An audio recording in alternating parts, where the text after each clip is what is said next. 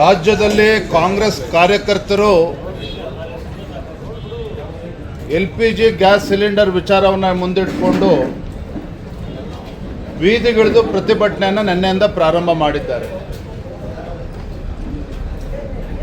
ಈ ಕಾಂಗ್ರೆಸ್ನವರಿಗೆ ಬಹುಶಃ ನಾಚಿಕೆ ಮಾನ ಮರ್ಯಾದೆ ಯಾವುದೂ ಇಲ್ಲ, ಮತ್ತೊಮ್ಮೆ ರುಜುವಾತು ಮಾಡಿಕೊಂಡಿದ್ದಾರೆ. ಅಮೇರಿಕ, ಇಸ್ರೇಲ್, ಇರಾನ್ ಮಧ್ಯೆ ಯುದ್ಧ ನಡೀತಾ ಇದೆ ಕಳೆದ 12 ದಿನಗಳಿಂದ.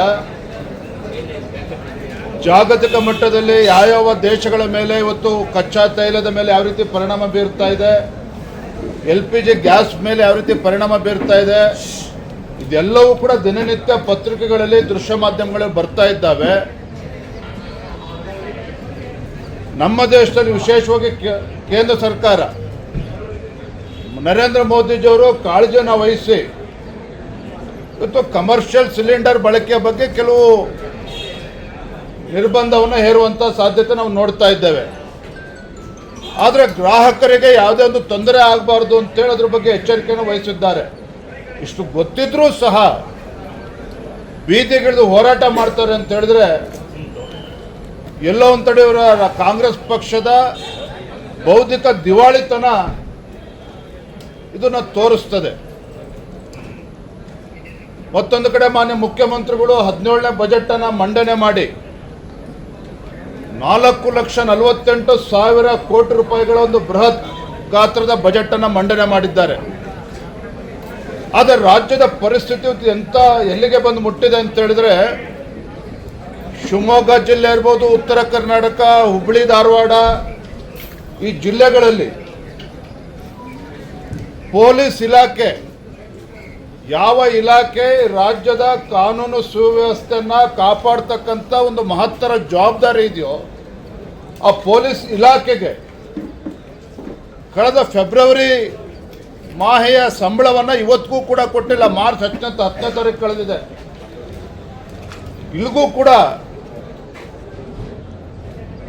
ಆ ಇಲಾಖೆಯ ಸಿಬ್ಬಂದಿ ವರ್ಗದವರಿಗೆ ಪೊಲೀಸ್ ಇಲಾಖೆಗೆ ಸಂಬಳವನ್ನು ಕೊಡೋದಕ್ಕೂ ಕೂಡ ಸಾಧ್ಯ ಆಗಿಲ್ಲ ಅಂತ ಹೇಳಿದ್ರೆ ರಾಜ್ಯ ಇವತ್ತು ದಿವಾಳಿಯತ್ತ ಸಾಗ್ತಾ ಇದೆ ಅನ್ನೋದಕ್ಕೆ ಮತ್ತೊಂದು ಉದಾಹರಣೆ ಏನು ಕೊಡಬೇಕಾಗಿರ್ತಕ್ಕಂಥ ಅವಶ್ಯಕತೆ ಇಲ್ಲ.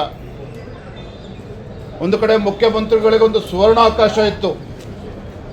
17ನೇ ಬಜೆಟನ್ನು ಮಂಡನೆ ಮಾಡಿದಂಥ ಸಿದ್ದರಾಮಯ್ಯನವರು ತಮ್ಮ ಸುದೀರ್ಘ ಅನುಭವವನ್ನು ರಾಜ್ಯದ ಅಭಿವೃದ್ಧಿಗೊಳಿಸ್ತಕ್ಕಂಥ ನಿಟ್ಟಿನಲ್ಲಿ ದಾರಿ ಎಳೆಯುವಂಥ ಒಂದು ಸುವರ್ಣಾವಕಾಶ ಇತ್ತು. ಅದನ್ನು ಕೂಡ ಕೈ ಚೆಲ್ಲಿ ಕುಳಿತಿದ್ದಾರೆ. ಮತ್ತೊಂದು ಕಡೆ ರಾಜ್ಯ ದಿವಾಳಿಯತ್ತ ಸಾಗ್ತಾ ಇದೆ ಅನ್ನೋದಕ್ಕೆ ಇದು ಮತ್ತೊಂದು ಹೊಸ ಉದಾಹರಣೆ ಅನ್ನೋದನ್ನ ಈ ಸಂದರ್ಭ ಹೇಳೋದಕ್ಕೆ ಇಚ್ಛಪಡ್ತೇನೆ.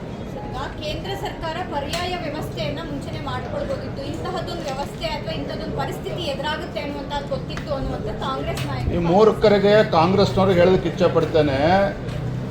ಅಮೇರಿಕ, ಇಸ್ರೇಲ್, ಇರಾನ್ ಮೇಲೆ ಇವತ್ತೇನು ಯುದ್ಧವನ್ನು ಘೋಷಣೆ ಮಾಡಿದ್ದಾರೆ, ಒಂದು ತಿಂಗಳು ಮುಂಚಿತವಾಗಲಿ ಅಥವಾ ಒಂದು ವಾರ ಮುಂಚಿತವಾಗಲಿ ನರೇಂದ್ರ ಮೋದಿಯವ್ರಿಗಾಗಲಿ ಅಕ್ಕಪಕ್ಕದ ದೇಶಗಳಿಗಾಗಲಿ ಯಾರಿಗೂ ಕೂಡ ಹೇಳಿಲ್ಲ.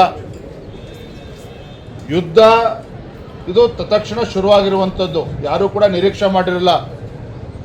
ಇಂಥ ಕನಿಷ್ಠ ವಿಚಾರಗಳನ್ನು ಕೂಡ ಅರ್ಥ ಮಾಡ್ಕೊಳ್ಳದೇ ಇರತಕ್ಕಂಥ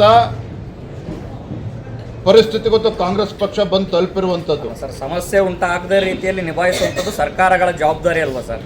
ಆ ಜವಾಬ್ದಾರಿ ಎಲ್ಲ ಒಂದು ಕಡೆ ಸಮಸ್ಯೆ ಯುದ್ಧ ಪ್ರಾರಂಭ ಆಗ್ತದೆ ಅಂತೇಳಿ ಯಾರು ನಿರೀಕ್ಷೆ ಮಾಡಿದ್ರು ಅಥವಾ ಯುದ್ಧ ಆಗಬಹುದು ಅನ್ನುವ ಚರ್ಚೆ ಕಳೆದ ತಿಂಗಳಿಂದ ನಡೀತಾ ಇದ್ರು ಸಹ ಅದಕ್ಕೇನು ಪೂರ್ವಕ ತಯಾರಿಯನ್ನು ಮಾಡಬೇಕು ಅದನ್ನು ಮಾಡಿಕೊಂಡೇ ಬಂದಿದ್ದಾರೆ. ಇಲ್ದಿದ್ರೆ ಬೇರೆ ಬೇರೆ ದೇಶದಲ್ಲಿ ಪರಿಸ್ಥಿತಿ ಏನಾಗಿದೆ ಒಂದು ಸಲ ಅವಲೋಕನ ಮಾಡಿದ್ರೆ ಗೊತ್ತಾಗ್ತದೆ.